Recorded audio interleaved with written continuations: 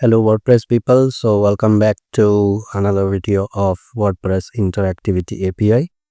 So we are learning the interactivity directives in this playlist. In my previous videos I showed you the WP each directive, and in this video we are going to talk about WP on async directive. So if you know difference between synchronize and asynchronous functions in JavaScript, then this directive is used to use asynchronous function for particular event. So we particularly talked about WP on click event, and in this video we will be talking about WP on click async click event. So let me show you the difference between async and sync in JavaScript. So let's say we have this kind of code in JavaScript where we are printing logging.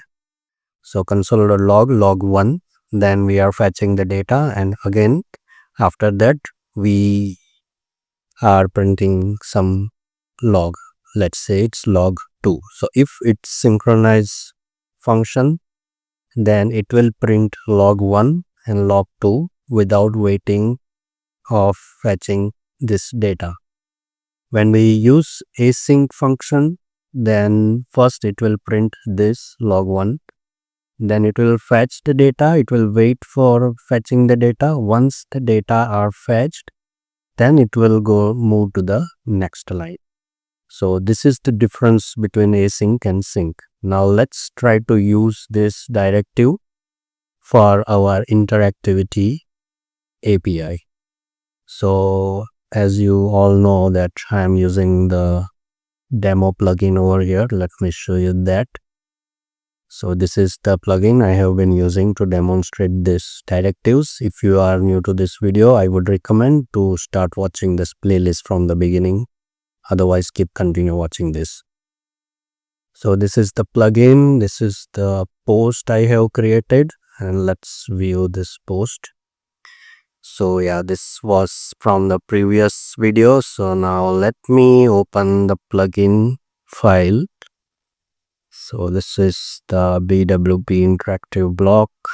Let me just start the npm start, and let's go to src render.php and view.js. So when we work with interactivity API, these two files are most important. Render.php and view.js. Let me open this render.php and let's get rid of everything. So it is blank. Now I'm gonna add two buttons over here.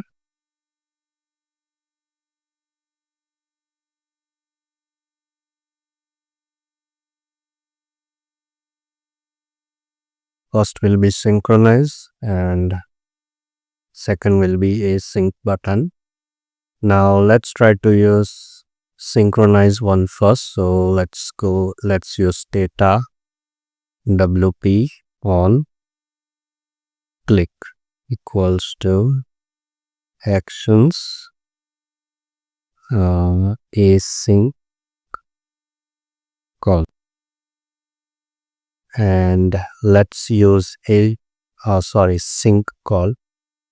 We wanna say it is sync call, and let's say it is a async calls. Now let's define these functions into view.js under the actions section. So why we are calling this inside action section, that is covered in one of the previous video. So I'm gonna get rid of everything here. This is no use. Sync call,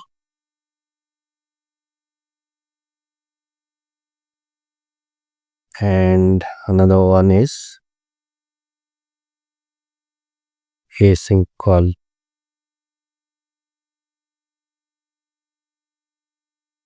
So let's use console.log message 1, console.log message 2, and let's wait for a few seconds between these logs. So I'm gonna use this promise here. I'm not using the actual fetch request. This is just for the demo. You can use any fetch request for fetching the data, and this is inside sync call. Now I'm gonna use the same over here, console.log message. Well, I'm not going to use console.log. Instead, let's bring that over here. View data wp text state dot message 1,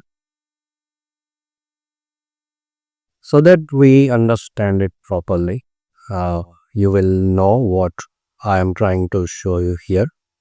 And then instead of console.log, I'm gonna say state dot message 1 equal to message 1 and message 2.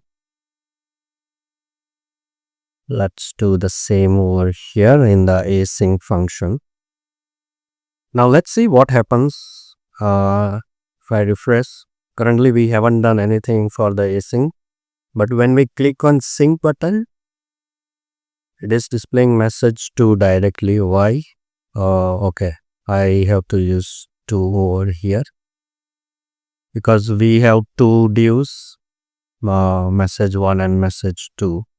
So let's refresh this, and as soon as we click, it displays both message at the same time, even if there is a 2-second pause over here.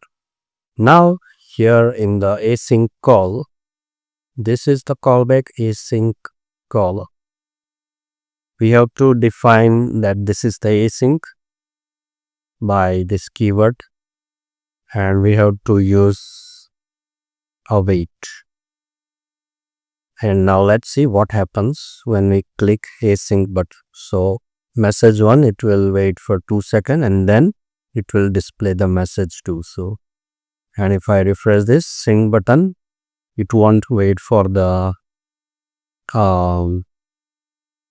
it won't wait for 2 seconds over here. Even if we use await, that will throw an error over here because that's not the async function. So when we use that, if we click, nothing happens. So we can't do that.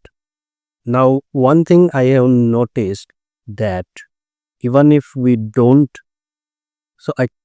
we haven't used the async over here.